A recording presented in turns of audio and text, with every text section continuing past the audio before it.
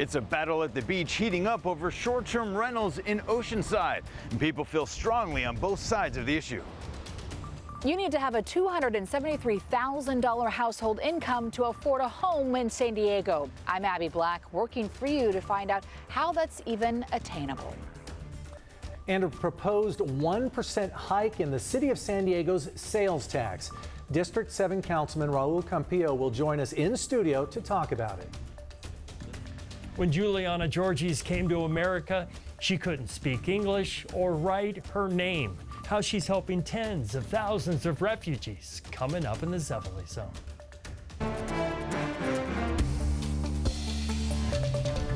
This is CBS 8 News Live at 6. A fight is brewing in Oceanside tonight over rules pertaining to short-term vacation rentals. Good evening, I'm Marcella Lee. I'm Carlo Cicchetto. Oceanside adopted the rules in 2019. CBS 8's Brian White reports from Oceanside, where things are heating up over this issue. I spent some time out here on South Pacific Street, talked to a number of people, some who are open to going on camera and others who are not. But regardless, people feel strongly on both sides of this debate. They tear down single-family houses and they build 8 to 12 bedroom mini hotels. Jeff McDermott and a handful of homeowners giving an earful to the Oceanside Planning Commission a few weeks ago. He says the homes in red represent vacation rentals. It's not a residential-only zone any longer. He and his wife Ashley bought this 5-bedroom beachfront compound for $7.5 million in 2020, though the home has been in their family since 1957. Next door is a short-term vacation rental. I don't want to sleep in my house if my husband's not there, because there are so many sketchy people renting these houses overnight all around me. The rental next door is owned by Dr. David Fischbach and his beachfront-only vacation rental business. This is the kitchen. This is the living room. This is the view. And really, mostly everybody's going to be outside. I was given a tour by Sully Sullivan. She's lived in Oceanside for more than 40 years and is director of the California Short-Term Rental Alliance. I asked her about the recent comments made by some of the neighbors. That attitude of entitlement, that is definitely not a local quality here. We are open to the public. We give local experiences to the visitors. Fischbach says he's drafting plans to tear down this 3-bedroom house and build 2 separate homes for a total of 10 bedrooms. Oceanside's rules allow 2 visitors per bedroom plus 2. That would allow 22 vacationers to stay on the property. If approved by the city, he plans on adding a staircase to the beach that would be open to the public. This is going to be of benefit not only to the guests of the vacation rentals, but to the public who have been locked out of this area for so long. According to a staff report in December, there were just over 1,000 short-term rentals in the city, with more than 700 of those in the coastal zone. Last fiscal year, the city raked in about $16 million in transient occupancy tax, half of that from hotels, the other half from short-term rentals. I just really feel we kind of got to get a handle on it. Sherry Mackin is former deputy mayor of Oceanside. She says city leaders right now are revisiting this issue and considering a number of revisions. I'm hoping, again, that they can get a handle on it and make sure that if people complain, that they actually follow up on it. The Planning Commission will take up this issue on March 25th, after which it will go to the City Council again. In Oceanside, Brian White, CBS 8. Thank you, Brian. The American dream of buying a home keeps getting more and more out of reach for many, with one study showing you need to make close to $300,000 a year to comfortably afford a typical home in San Diego. Another study says it will take couples more than a decade to save for a down payment on a home. CBS 8's Abby Black is live in Claremont tonight. She's working for you to explain how this is even attainable. Abby? The latest average medium list price for a home in San Diego is around $1 million.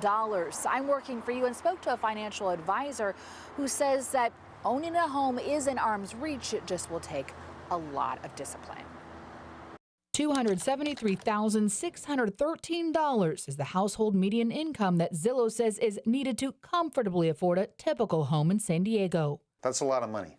That's a lot of money. Casey Broach is the vice president at DACA Investments. He's a financial advisor who says this report should not crush your dreams of owning a home in America's finest city. It's attainable with a lot of proper discipline and obviously a very defined goal set. Broach says after you've figured out what you can realistically afford and what the down payment will be, let's break this down to an acronym. I call it the carrot method. C is create a monthly, annual, and projected budget and analyze your income and expenses. And A is set up an automated savings account, whether that be from a paycheck via direct deposit or after you've paid something off. That's usually the easiest. It's like car payments or a cell phone payment.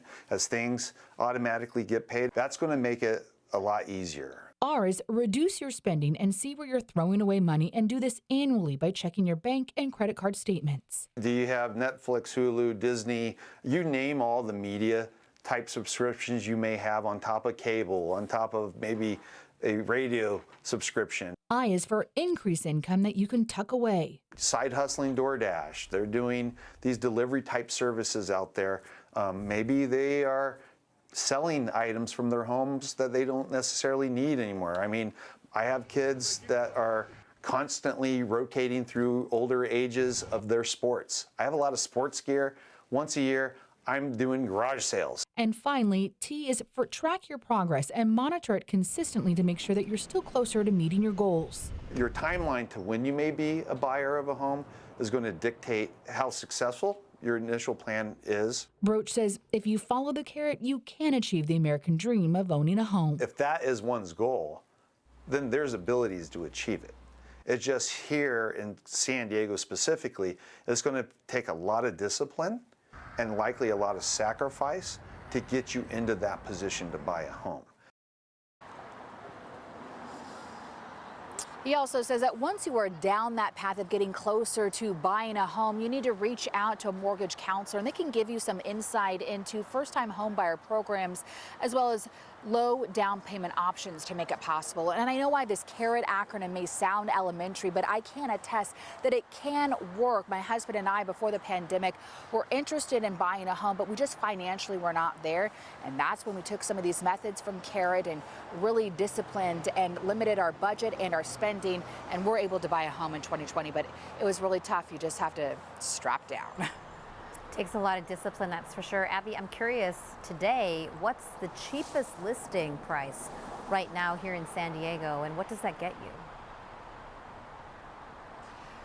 Well, I went on these realtor websites, and I did find that the cheapest single family home, and I'm not talking about a condo or a townhouse, but the cheapest single family home was listed for $605,000. That's in Logan Heights, a 3-bedroom, 2-bath, 1,048 square feet. And it still needed a lot of love. And when we looked at it for the county, the cheapest was $144,000, and that's in Mount Laguna, 1-bedroom, 1-bath. Price is still so high for a lot of people, but with a lot of discipline and maybe some of this advice, perhaps they can make it happen. Thanks so much, Abby.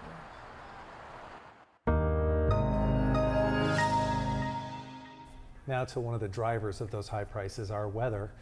While most of the county was dry and breezy today, some actually saw snow, even hail. Yeah, not the kind of weather that we're used to seeing here in San Diego, but mixed it up a little bit. Yeah. Chief Meteorologist Carlene Chavis is here early with what happened today. Yeah, a whole lot happened today, and Santa Ana winds didn't entirely dry us out. And so we had this area of low pressure that moved in, and that prompted some of that wet weather that we saw. So we're talking about basically a tight pressure gradient that created these offshore winds, but where the winds were lighter, that's actually where we had some wet weather today. So let's go ahead and take a look at some video that was taken earlier. This was hail in Mission Hills, and we were seeing that come down. Special thank you to Eric Swanson for sending this video in. So we're talking about pea to marble-sized hail in some locations for today, and Mission Hills wasn't the only one. So let's go ahead and take a look at the satellite radar, because we had this area of high pressure that brought in the Santa Ana winds because these two systems were so close to each other, but the low actually moved over us. And so a lot of the wet weather that we were anticipating actually happened a little bit earlier in the day than what was initially forecasted. So when we take a look at conditions out there right now, things are pretty quiet, but we do have that low that's still over us. We had reports of hail today. We saw that for El Cajon as well as Mission Hills. Reports coming in from Normal Heights and from City Heights. And as mentioned, we even had some snow. That snow level coming down to near 4,000 feet. And we could see about 2 inches of snow in our local mountains. So we'll go ahead and break that forecast down because we're not done with the wet weather just yet. Coming up in your complete forecast. Marcella. Thanks so much, Carlene. There is confusion tonight over whether a monster truck show in Lakeside is happening or not. Yesterday, we told you the show at the Diane Jacob Lakeside Equestrian Park was canceled. The county told us the organizer pulled the permit for the event there. However, that location is still listed on the event's website because organizers haven't announced a new location yet. We've been working for you on this story since last month. Ranch owners near the park tell us the event would have been tough on their animals. We are charged with their protection, and that includes protecting them from harm in the place where they live. This is their safety net. This is their safe zone. They shouldn't have to be sedated for an event like this. As we mentioned, the organizer tells us the event is going on as planned, but would not confirm the new location just yet. He says he will make an announcement on social media. Still ahead tonight, a local woman says her husband spent days waiting for a room at a UC San Diego Health Hospital. We're working for you to get answers. Plus, it is opening night of the 31st San Diego Latino Film Festival. Our Jesse Pagan is one of the hosts for the night. We're live with all the excitement. And up next, I sit down with District 7 San Diego City Councilman Raul Campillo. He joins us live in studio to talk about a proposed 1% increase in San Diego's sales tax.